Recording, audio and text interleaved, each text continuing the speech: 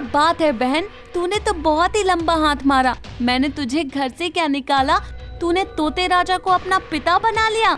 अगर मैं तुझे घर से बाहर नहीं निकालती तो आज तुझे ये सब नहीं मिलता, इसलिए इन सब चीजों पर मेरा ही अधिकार है। ये कहानी है टिम्बकटू जंगल की, जहाँ सभी जानवर और पक्षी रहा करते थे। वो सब आपस में बहुत खुश रहा करते थे। वहीं पर एक बोनी और भूरी चिड़िया रहा करती थी। इनके नाम पर तो बिल्कुल मत जाइएगा, ये दोनों बहुत ही अलग थी।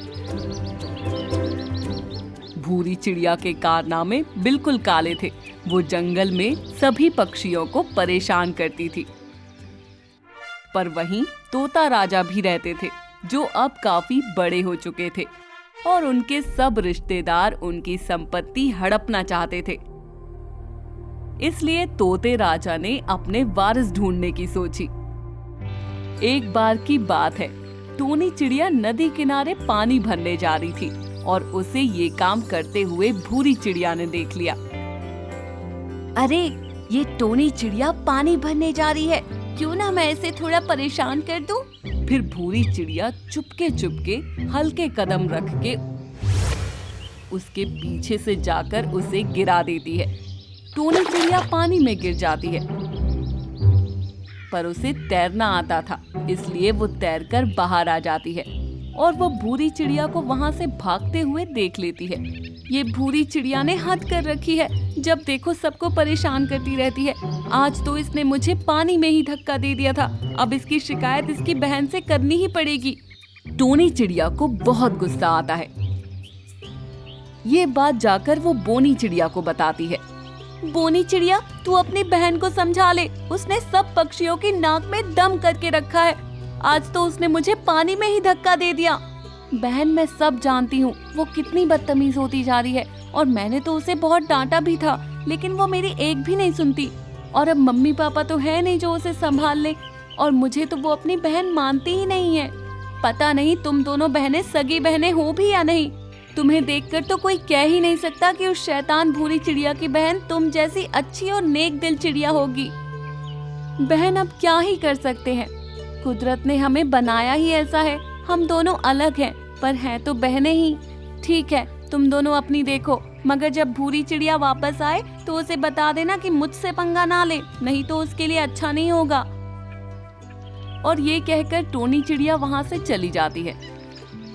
अगले दिन मुनमुन चिड़िया के मम्मी पापा बाहर जाने वाले थे और उस समय मुनमुन चिड़िया काफी छोटी थी।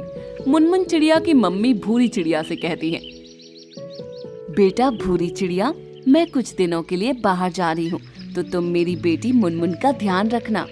ठीक है आंटी जी। मुनमुन चिड़िया की माँ ये कहकर चली जाती है। पर भूरी चिड़िया भी थोड़ी देर बाद ही अपने मन में सोचने लगती है, मुनमुन चिड़िया की मम्मी ने क्या मुझे नौकर समझ लिया? क्यों मैं किसी का ध्यान रखूं? वैसे भी किसी को क्या पता चलेगा, मैं थोड़ी देर घूम कर आ जाती हूँ। मुनमुन चिड़िया घर में अकेली भूख से तड़प रही थी। तभी वहाँ बोनी चिड़िया आती है।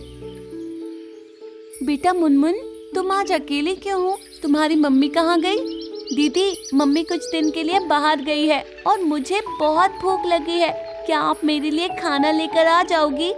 वैसे तो मम्मी ने भूरी दीदी को बोला था, पर ना जाने वो कहाँ चली गई।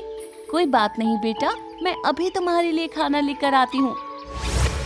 फिर बोनी चिड़िया मुनमुन चिड़िया को खाना खिला देती है और उसका ध्यान रखती है, और वो पूरा दिन उसी के साथ रहती है। फिर एक बार बोनी और भूरी चिड़िया की लड़ाई हो गई और उसने गुस्से में आकर बोनी चिड़िया को घर से बाहर निकाल दिया और उससे कहती है, बोनी, निकल जा तू मेरे घर से, मुफ्त का खाना खाती रहती है, कामचोर कहीं की। और याद रखना, तुझे तो कोई अपने घर में रखेगा भी नहीं और तू बाहर ऐसे ही धक्के खाएगी। दीदी ऐसे मत करो, मैं कहाँ जाऊंगी? मुझे नहीं पता, पर अब तू मेरे घर में नहीं रह सकती। बोनी चिड़िया रोते हुए वहाँ से चली जाती है। तो भूरी चिड़िया मन में सोचती है, अब मजा आएगा इसे, ये मेरे घर पर ज्यादा ही रौब जमाती थी, अब दर दर की ठोकर खाएगी तब अकल आएगी। बोनी चिड़िया बाहर जंगल में ऐसे घूमती रहती है और इधर उधर से फल खाकर अपना पेट भर लेती है। वो एक पेड़ की छाया में बैठी हुई थी और वहीं से तोते राजा जा रहे थे। तो तोते राजा उसके पास आ गए। अरे बोनी चिड़िया, क्या हुआ तुम्हें? तुम यहाँ क्यों बैठी हो? कुछ नहीं तोते राजा जी, मेरी बहन से मेरी लड़ाई हो गई तो उसने मुझे घर से बाहर निकाल दिया। अरे, तुम जैसी इतनी अच्छी चिड़िया को उसने घर से बाहर निकाल दिया? ऐसे कैसे कर सकती है वो? कोई नहीं, तुम मेरे साथ चलो और मेरे महल में ही रहना। वैसे भी तुम बहुत काम की हो और समझदार भी हो। जी महाराज, आपका बहुत बहुत शुक्रिया। बोनी चिड़िया तोते राजा के साथ चली जाती है। फिर बोनी चिड़िया हमेशा हमेशा के लिए वहीं रहने लगती है और भूरी चिड़िया अपने उस छोटे से घर में ही रहती है। और बोनी चिड़िया के जाने के बाद उसे कोई पूछता भी नहीं था।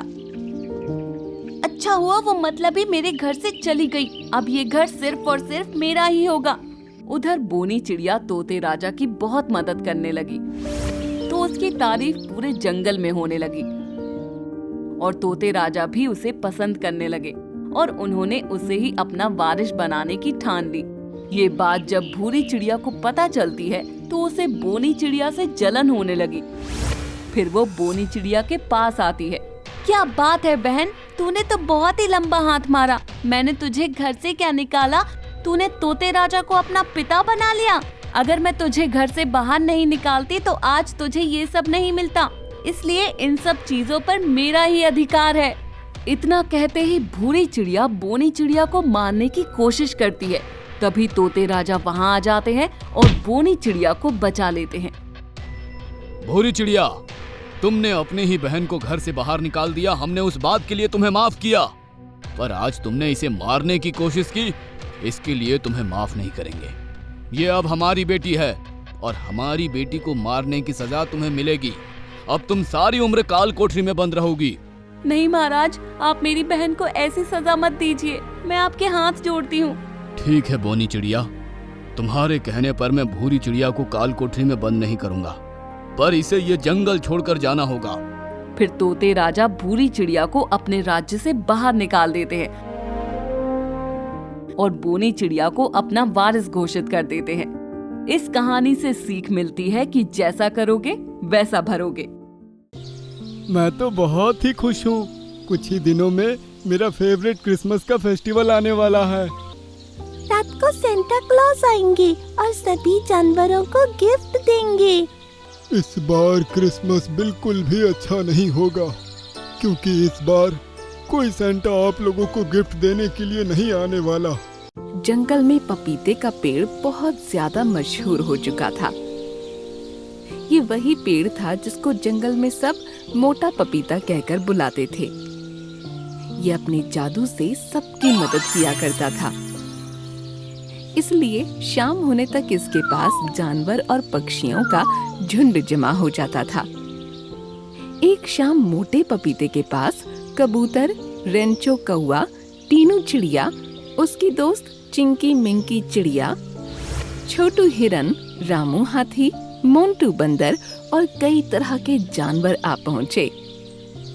मैं तो बहुत ही खुश हूँ। कुछ ही दिनों में मेरा फेवरेट क्रिसमस का फेस्टिवल आने वाला है। अरे वाह, वो फेस्टिवल तो मेरा भी फेवरेट है। रात को सेंटा क्लॉज आएंगे और सभी जानवरों को गिफ्ट देंगे। ये सुनकर मोटा पपीता उदास हो गया। इस बार क्रिसमस बिल्कुल भी अच्छा नहीं होगा, क्योंकि इस बार कोई सेंटा आप लोगों को गिफ्ट देने के लिए नहीं आने वाला। असल में जो आज एक पेड़ के रूप में आप सबके सामने है, यही आपका सेंटा क्लॉज हुआ करता था। सुनकर सभी हैरान हो गए और बोले, ये तुम क्या कह रहे हो? तुम पहले सेंटा क्लॉज थे? तुम तो हमेशा जादू से दूसरों की मदद करती हो और सबको खुशियाँ बांटती हो, फिर तुम ऐसी बातें क्यों करती हो? अगर तुम ही सेंटा क्लॉज थे तो बताओ तुम एक पेड़ कैसे बने? ये पिछले क्रिसमस की बात है। हर क्रिसमस की तरह उस रात भी मैं बच्चों को गिफ्ट बांटने निकला, लेकिन उस रात मेरा एक घोड़ा खो गया था, इसलिए मुझे निकलने में देर हो गई। मम्मी, इतनी देर हो गई, सेंटा क्लॉज क्यों नहीं आ रहे? बेटा सेंटा क्लॉज जरूर आएंगे, तुम फिक्र मत करो।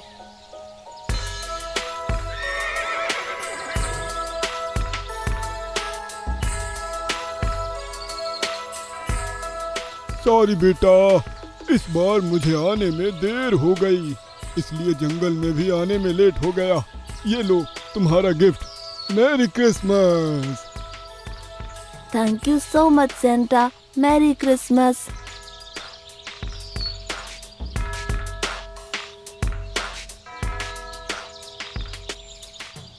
ये लो तुम्हारा gift. Thank you Santa.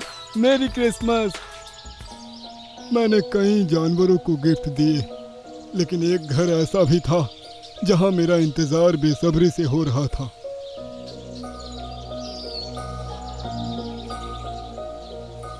Mummy, Santa अभी तक नहीं आए, आखिर वो कहाँ रह गए? बेटा वो आते ही होंगे, तुम फिक्र मत करो। उस बच्चे को बहुत ही ज्यादा बेसब्री हो रही थी। वो घर के बाहर खड़ा था। उसने अपनी माँ से कहा, मम्मी, मैं सेंटा को ढूंढने जा रहा हूँ, आप यहीं मेरा इंतजार करना। सुनकर मम्मी बेयर डर गईं और भागकर बाहर आईं, लेकिन वो अब जा चुका था।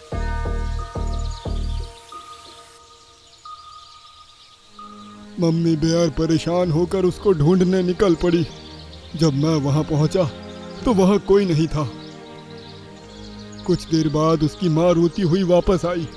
मेरे हाथ में उस टाइम उसके बच्चे को देने के लिए गिफ्ट था, लेकिन उसको रोता हुआ देख मैं हैरानी से उससे पूछा, तुम क्यों रो रही हो और तुम्हारा बच्चा कहाँ है?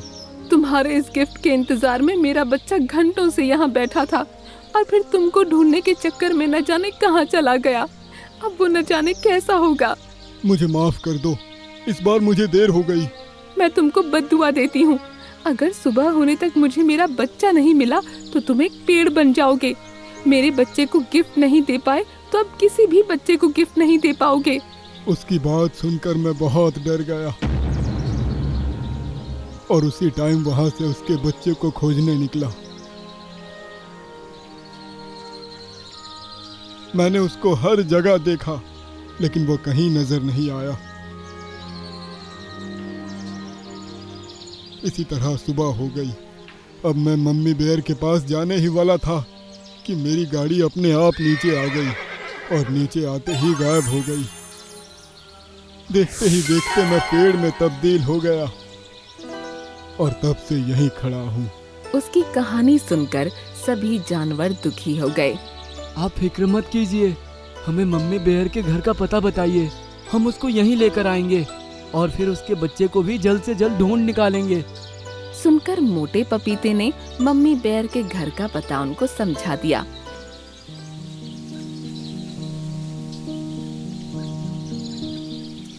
और सभी जानवर उसी टाइम मम्मी बेयर के पास पहुंचे।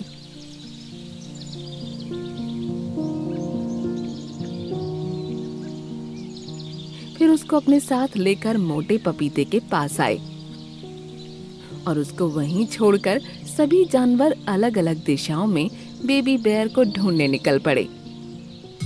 मिट्ठू तोता टिंकू भेड़िए के पास पहुंचा। आपने पिछले साल किसी बेबी बेयर को जंगल में घूमते देखा था? देखा तो था, लेकिन तुम ऐसा क्यों पूछ रहे हो? सुनकर मिट्ठू तोते ने उसको सारी कहानी कह सुनाई। सेंटा एक पेड़ बन चुके हैं, ये तो बहुत बुरा हुआ। उम्मीद है कि तुमको वो बच्चा मिल जाए। पिछली क्रिसमस नाइट मैंने कालू भेड़ियों को एक बेबी बेयर के पीछे भागते देखा था। बेबी बेयर उससे डर कर एक गुफा में जा घुसा और कालू भेड़िया उसका थोड़ी देर तक इंतजार करके वहां से चला गया। आपका बहुत बहुत शुक्रिया टिंकू भेड़िए, अब मैं उसको ढूंढने जाता हूँ। मिट्ठू तोता वहां से निकला। फिर उसने एक एक करके सभी जानवरों को इकट्ठा किया।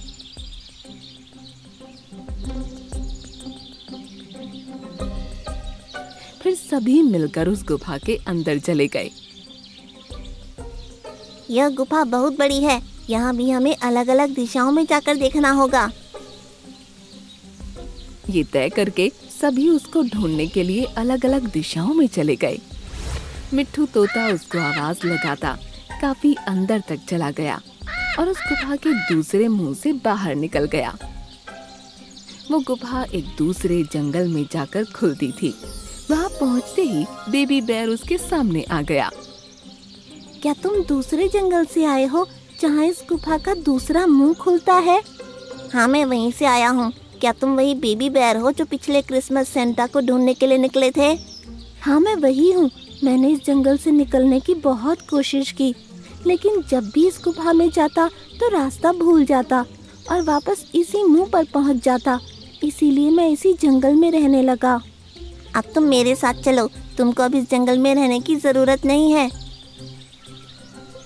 मिट्ठू तोता हवा में उड़ चला और फिर बेबी बेयर उसके पीछे पीछे चल दिया। फिर बाकी सभी जानवर भी एक एक करके उसके साथ हो लिए और वो सभी मोटे पपीते के पास पहुंचे जहां मम्मी बेयर बैठी हुई थीं। देखते ही दोनों माँ बेटे एक दूसरे के गले लग गए।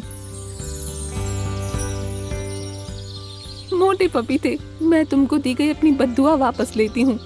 आज शाम होने तक तुम वापस सेंटा क्लॉज बन जाओगे। कहकर उसने सभी को शुक्रिया कहा और वहाँ से अपने बच्चे को लेकर चली गई।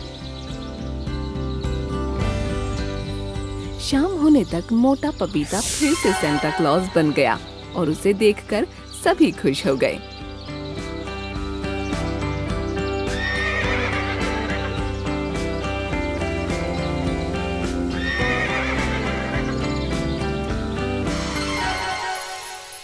Jingle bell jingle all the way. अब आ गया मैं अपने असली रूप में। आप सभी का बहुत बहुत शुक्रिया। सुनकर सभी खुश हो गए। फिर सेंटा ने अपने बैग से गिफ्ट निकाल कर सभी जानवरों को बांटे। Thank you Santa. Thanks a lot Santa. Merry Christmas. Merry Christmas to all. अब मैं जरा चलता हूँ, कोई मेरा 1 साल से इंतजार कर रहा है। कहकर सेंटा अपनी गाड़ी में बैठ गए और फिर वहाँ से उड़ चले। बेबी बेयर अभी भी अपने घर के बाहर बैठा हुआ सेंटा का इंतजार कर रहा था।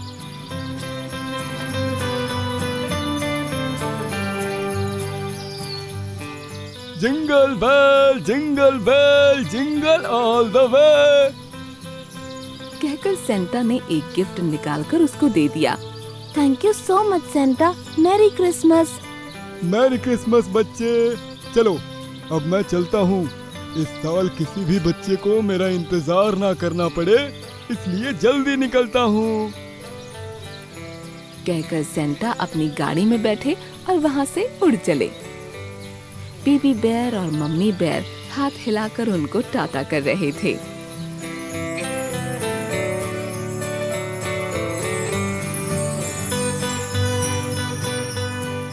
Jingle bell jingle all the way.